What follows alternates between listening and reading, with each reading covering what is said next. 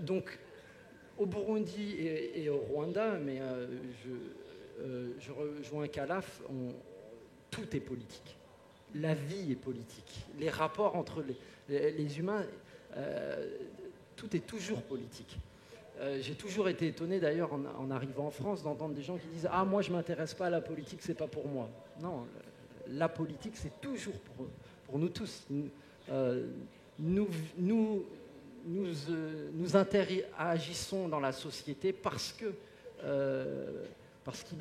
y a la politique.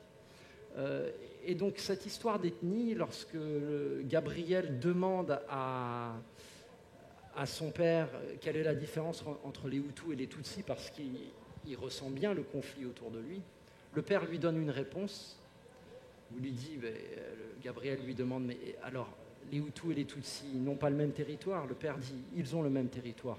Alors, ils n'ont pas la même langue? Si, ils ont la même langue. Alors, ils n'ont pas la même religion? Si, ils ont la même religion. Mais alors, pourquoi se font-ils la guerre? Eh bien, parce qu'ils n'ont pas le même nez. Et voilà, j'attendais quelques rires, parce que votre rire me rassure.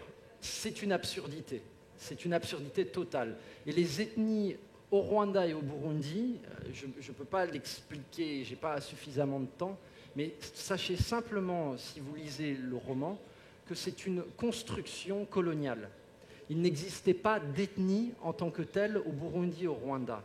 Hutu et Tutsi existaient, mais comme des castes sociales. Était Tutsi celui qui avait du bétail, était Hutu celui qui cultivait la terre.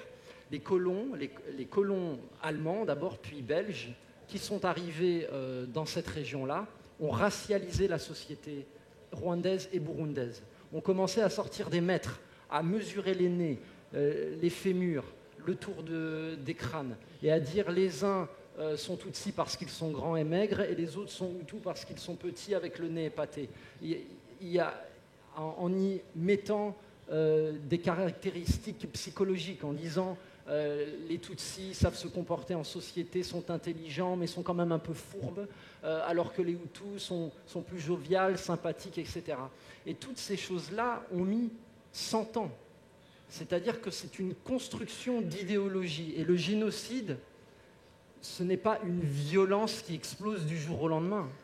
Ce n'est pas des voisins qui prennent une machette et qui vont tuer leurs voisins parce qu'on leur dit de le faire. Non, c'est parce que pendant 100 ans, on a retiré jusqu'aux racines même de la culture d'un peuple.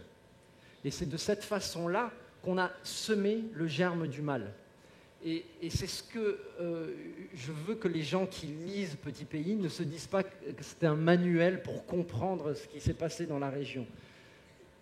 Il y a un travail d'historien pour déconstruire notre propre histoire, un travail de plusieurs historiens, et j'attends même des historiens africains, et encore mieux des historiens rwandais et burundais, pour déconstruire notre propre histoire, parce que nous sommes encore prisonniers de ces logiques d'ethnie qui n'existent pas, qui sont des fables, qui nous ont été importés d'Europe. Voilà. Et donc, cet enfant-là vit dans cet environnement et il essaye de comprendre tout ça. Mais le livre parle d'un paradis perdu, le paradis perdu de l'enfance. Et à aucun moment, je ne peux, dans un roman, dans celui-ci en tout cas, expliquer le début du commencement de cette violence.